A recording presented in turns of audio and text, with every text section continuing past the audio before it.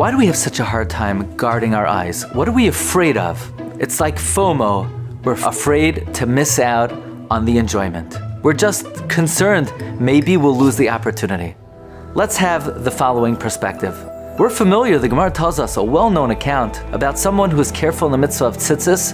However, he heard about a certain zoina. He made up to meet her at a certain place, at a certain time. He came at the time. He was allowed entrance. The Gemara tells us how he climbed up Sheva Mitais, 7 beds, but upon his ascent, he was hit in the face with his tzitzis, and he then went to sit on the floor.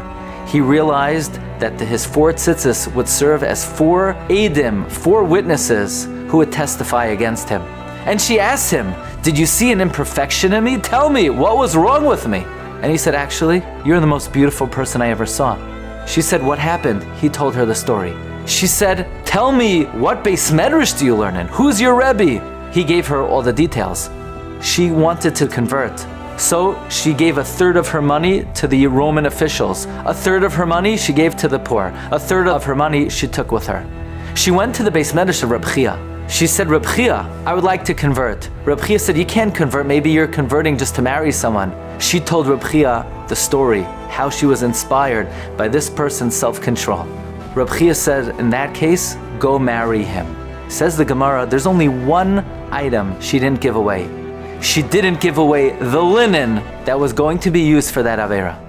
What do we learn from this Gemara? The Gemara writes in the Even Shlema, any pleasure that somebody thought that they would have in an illicit way, Hashem will make sure that you'll have that very pleasure in a permitted way.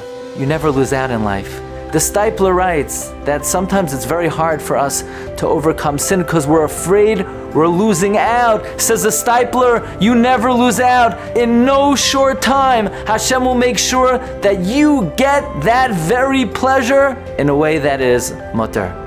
Now, not only is this comforting, but this is empowering because we could tell ourselves, there's no reason to have FOMO. There is a guarantee that that very sensation, Hashem will make sure that He makes it up to us b'derech mutter. So next time we're faced with a temptation, let's tell ourselves we have nothing to gain.